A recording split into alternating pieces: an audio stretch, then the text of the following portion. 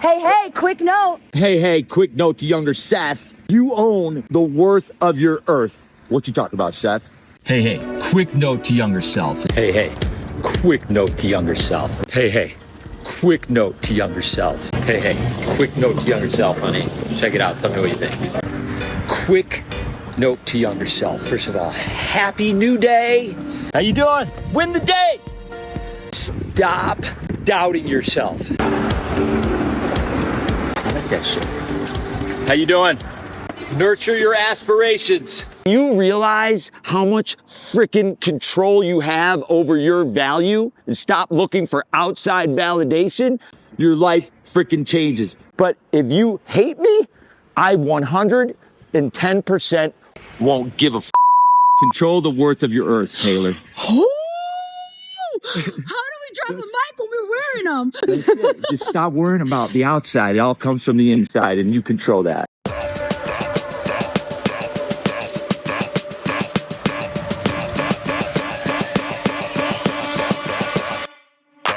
How much talent you have, and you're not going to get the Ada Taylors that you just got to come from, what you're worth. You got to come from within. No, and honestly, know what you're worth. When you create these notes and when you think about them, like, does it just come to you, or is it something you kind of sit down, notepad and paper, or is it like when you do like that mirror selfie? Is that when it comes to you? Yeah, no, it's a little bit of all of it. It started when Instagram came out. I don't know how long ago. My first followers were my kids because they stopped listening to me. I think I might have told you this once before, but so how do I get them to listen to me? Because they start thinking that you're smarter than dad, and they're teenagers, so they're following me on Instagram, and I'm saying, note to younger self, fuck them up with kindness. Kindness is always the answer, like stuff like that, so they know, don't react, respond. All these things I just started projecting at them, and that's how it all started. You're like, if you're not gonna listen to me at the dinner table, watch my IG story. I'm talking to you.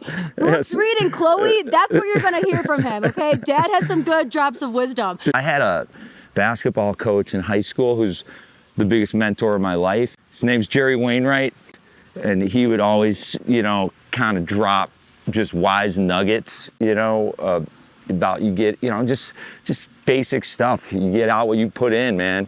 It comes from fucking up a lot.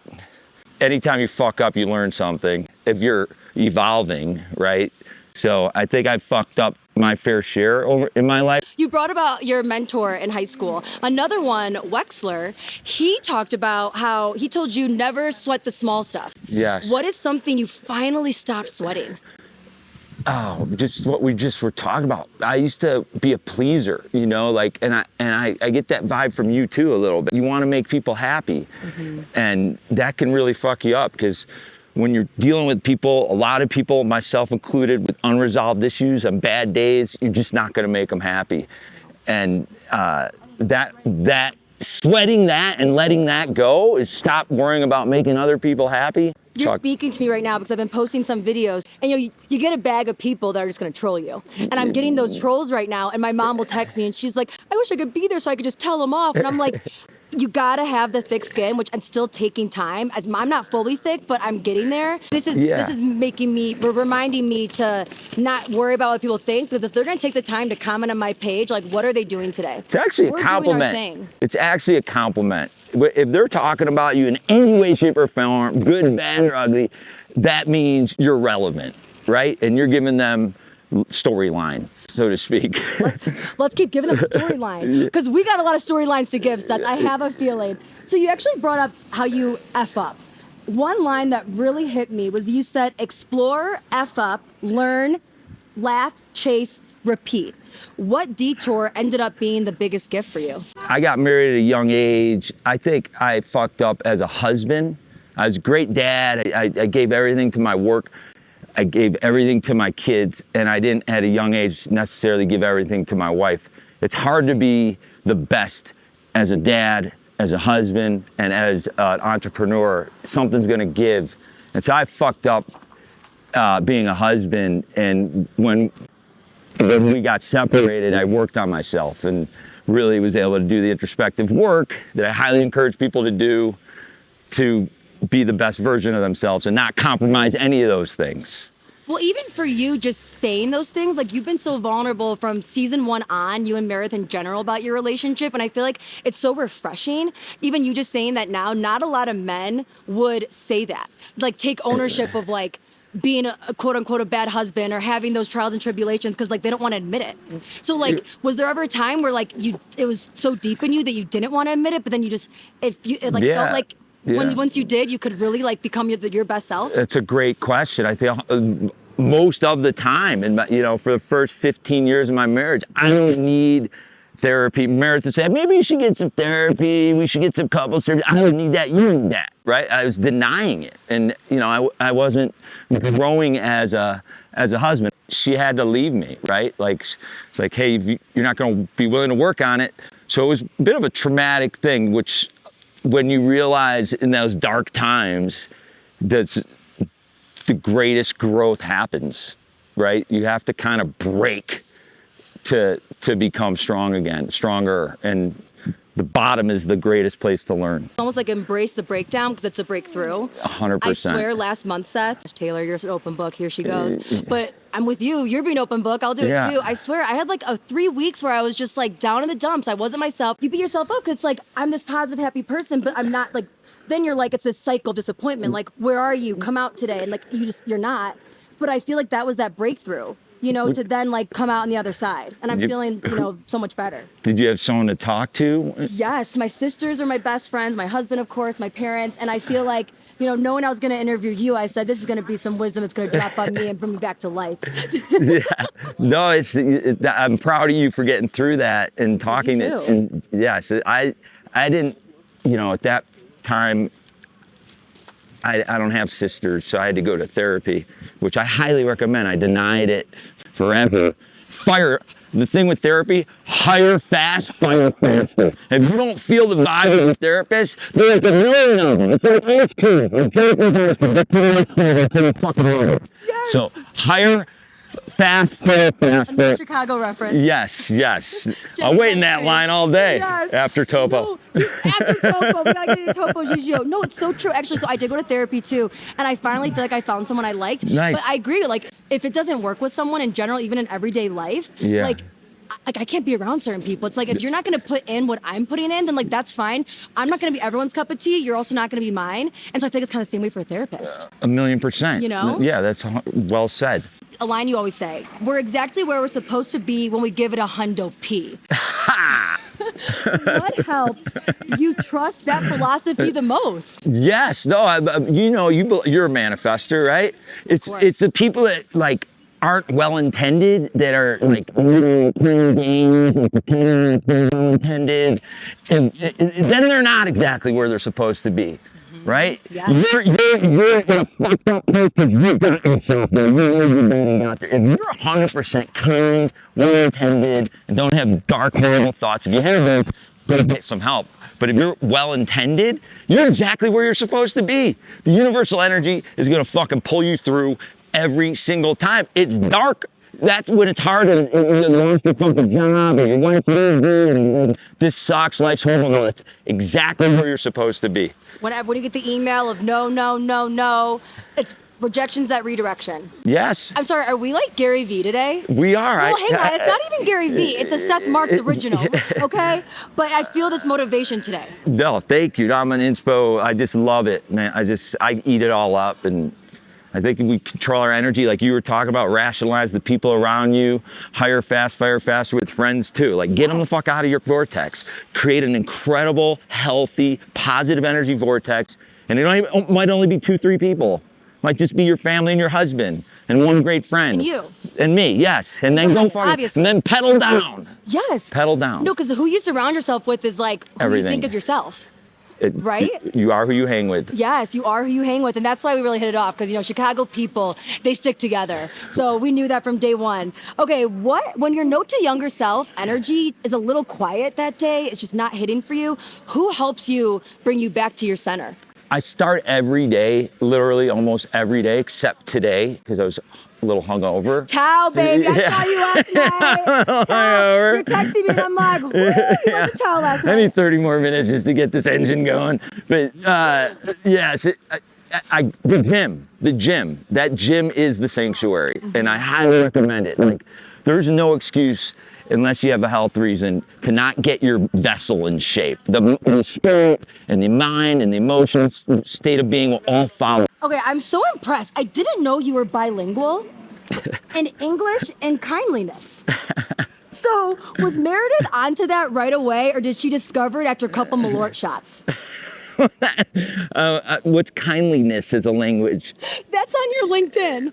Oh my gosh, that's On your right. LinkedIn, yeah. Yes, You might okay. need to go back and take a look at that, but yeah. Did you see what I put on my Instagram? Is a amygdala whisperer? Yes, that's your bio.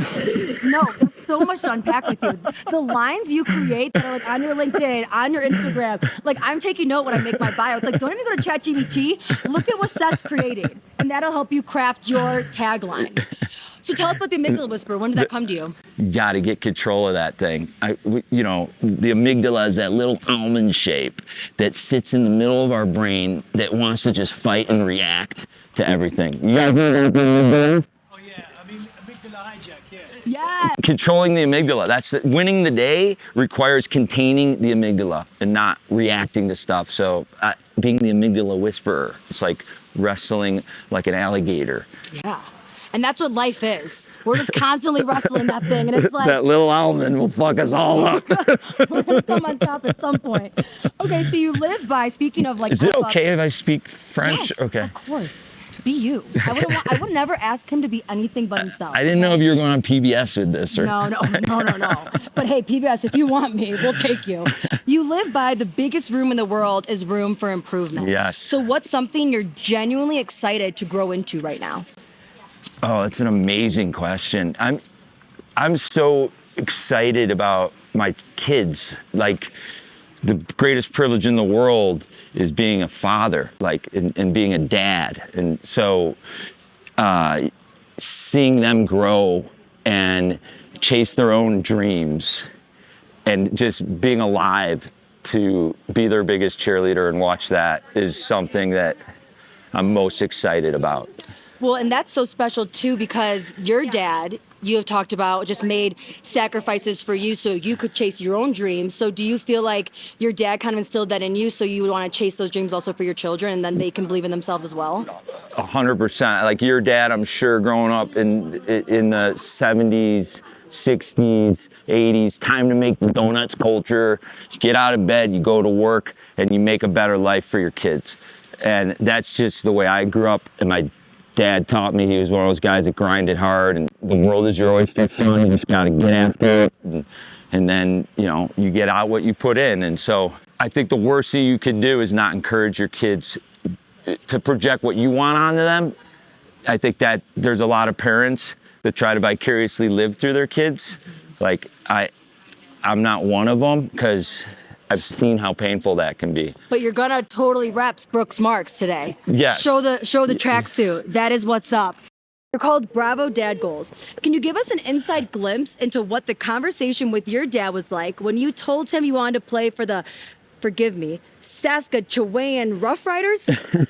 Saskatchewan, CFL. No, I wanted to be a football player. I love football, and I think growing up in the North Shore of Chicago, I think I was probably thought I was better than I was, because the competition wasn't, elite. But yeah, my dad, I just wanted to optimize, to get the most out of my football career.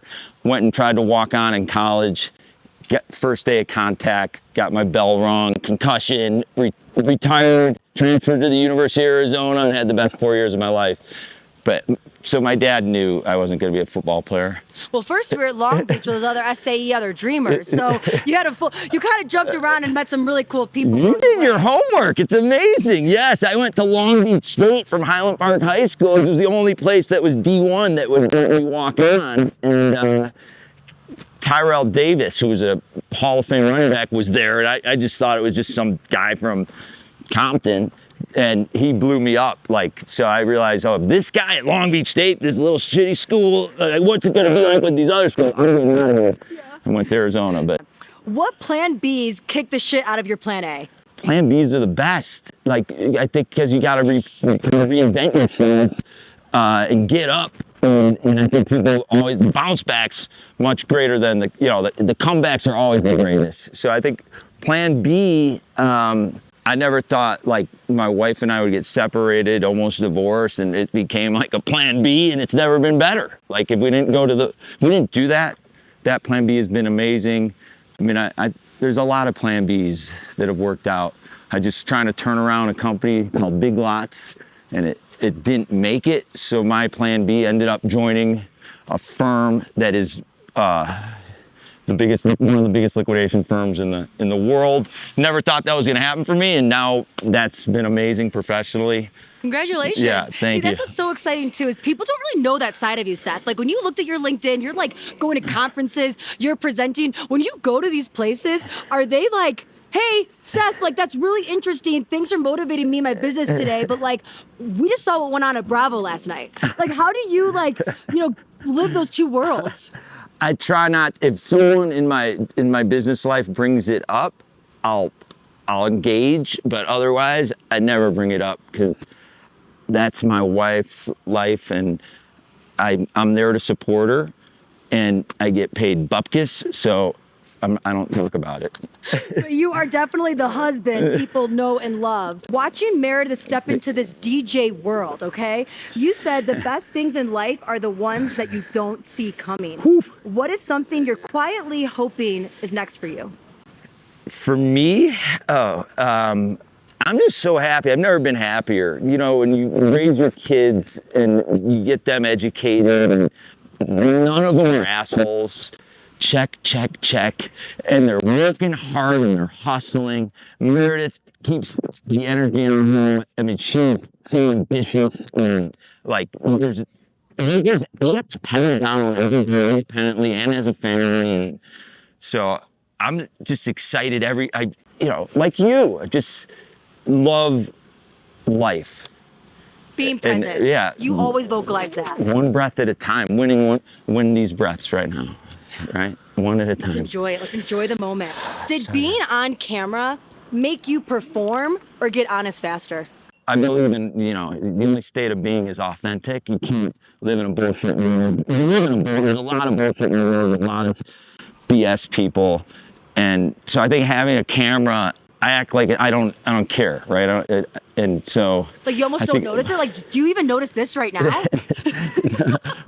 Go Bears! Let's do it for the count. Caleb Williams, Iceman. Yes, I love him. Man crushing. Talk about comebacks right there. Are you over Brett Favre? Definitely a Caleb Williams Caleb, moment. man crush. Wait, can we see this bracelet? What is it? Kindfulness. Kindfulness. That is a Seth Marks official. Instead of WWJD, it's just kindfulness. That's what JC would do. Right? Yes, absolutely. If you were giving the Highland Park Giants 2026 commencement speech, what's your closing line? How are you going to hype them up? I'd say, chasing your dreams like a workaholic and living your life. Be true to yourself and live the life. Becoming who you're born to be is an everyday journey. Live your life. You too. Oh, that's good. Highland Park. I think you know who's doing your commencement speech this year. That's just a little bit of a teaser. So, I would be bad at commencement speech. Are you joking? If you know what you want to do, go into that sector and that business and fuck college. It's a waste of time. If you know what you want to do, go chase that and get ahead of it. College is so. If you don't know what you want to do, go to college. That's actually going to be one of my questions for you, Seth, because I don't know if you remember this, because I kind of had to remind you that you went to Long Beach, so I'll take it back a little bit more and remind you about your college days.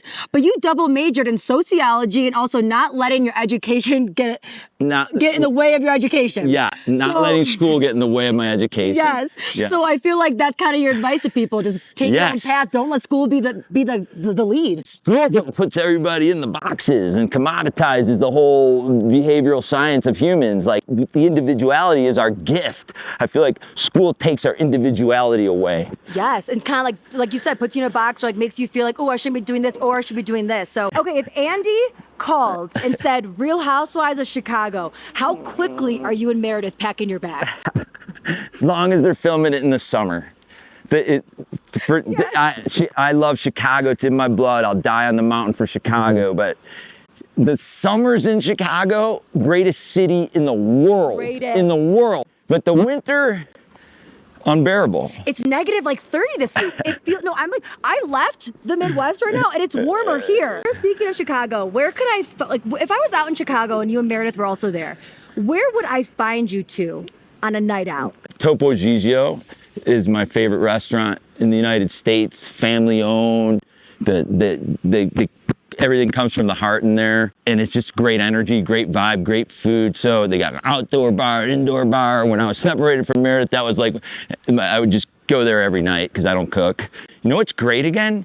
Gene and Giorgetti's is great again. You know, I'm embarrassed to admit, as a Chicagoan, that I haven't been there. It's legendary. So next time you're there, that's where we're going yes, together. Gene and Giorgetti's, iconic, legendary, awesome. Gibson's is still amazing. Valari? I have not. Oh my gosh, shout out Benny Sadu. If you love Italian, Valari's got to be your spot. That's our go-to Italian spot as well. I have been to Valari. Yes. In Streeterville. Yes. Great spot. No, Topo Gigio, did you have the shell pasta? Is that with the peas in it? Casino all the left sarde? Yeah, something. Yeah, with the sausage and the peas. Yeah, that's unbelievable. Incredible. So Chicago staples, those are the ones you miss most. Maybe Orso's too, we were talking about. Orso's is crazy. First date I ever took Meredith on was to Orso's, and I didn't know about Topo Gigio then. All due respect to Orso's. You're like, that was kind of one and done after that. You know what I will say though? You always say that every date with Meredith is like first date energy. So Yes. I mean, Orso's respect. That was the first date. No, Orso's is great. You know, it's better if you're, it's not one of James Beard Awards. Yeah, but it's a classic place. Also great on a Saturday with their brunch and bottomless wine. Who in the Bravo-verse really matches your energy? It's gotta be hard. Who's the person at BravoCon you find yourself just like drawn to? Oh, it's an amazing question. Thank you. Wow. It's gotta be hard because who matches this? I love John Barlow. Because what you need to match is authenticity. That's what you have to protect. You can't have fake, synthetic people close to you. Because it takes us, and you might not know that someone's full of shit, and you're wondering, I don't feel right. Like I'm feeling in a dark spot, and my energy's off, because somebody's completely conning you, and you don't know it. Right? And then when you take a pause, who have I met this week? Who have I talked to this week? So when people skunk you with invisible toxicity, it gets into your energy. And so I think for me, it's just about authenticity. Like at the end of the day, if nothing works if you're not authentic. Mm-hmm. So guys like John Barlow, authentic as fuck. So that energy, I'm very attracted to. I could hang with him, and I do, in perpetuity. Yeah, no, tonight, I mean, I don't know, we'll maybe stop by Meredith Marks store, go to Vita, the Premier Lounge. We're gonna have a night. Unless I'll see you at Tao again, that's gonna be a whole thing. But you know what? We gotta give it to the Chicago guy. That's definitely, it's a different breed. Let's just say that. All right, my mom needs to know. What's the face cream you are using? Oh my God. Can't we get clear out of that? Like, so Rick gets a lot of like promotional stuff sent to her, to like for beauty care stuff, and so I don't get anything ever sent to me. Hey, whatever brand you say, maybe they will. There is one I'm obsessed with because it has a little tint in it. This is difficult right now. Yeah. Get vulnerable. You have not been vulnerable yet. Like a little tad of, a little makeup. Yeah. No, you're on camera. Cut this shit. Cut this shit. No, don't be embarrassed about wearing makeup, Seth. You're on camera. I want to be in front with that. Who would have thought that my mom asking what face cream he uses is now an ad for all you men out there to get your shit together? Respect. And so getting your what's it called? What's it called? Get your face card right. Yes, get your face. Life's too short. Get your face card right. Yes, to not have your face card right. What does a family group chat look like after you post a shirtless mirror selfie?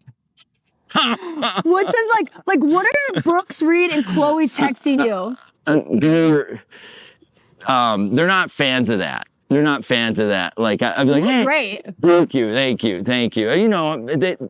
Dad's Dad's number 5. We got 5 people in our family, and Dad's number 5 on the totem pole, and I fully accept that. So I take the shirt off once in a while and do a selfie because I feel so marginalized and I want a little attention. Yeah. I mean, how much more vulnerable can I be? 100%. Honestly, that's like, honestly, my dad's gonna watch this and be like, he's the same way. He's at all girls in his house. So you have some boys at least, but yeah, all girls, and he just totally just takes the back seat. But Loves it, yes, right? yes, loves it. Like, we help him. I sign his PDFs. I'm kind of his assistant. Like, life's good for him. Yes. What's the question you think everyone should be asking themselves right now? I think it comes back to, am I living the life I want to live? Or am I living the life someone wants me to live? Am I becoming who I'm going to be? Or am I just going through the motions? And if you don't feel like exhausted and break a little, you're trying fucking hard enough. So look in the mirror and say, am I becoming who I'm born to be? That's honestly, like, that really circled back to your note to younger self earlier. You need to get in the rhythm of complacency. And are you in that? You have to challenge yourself every day.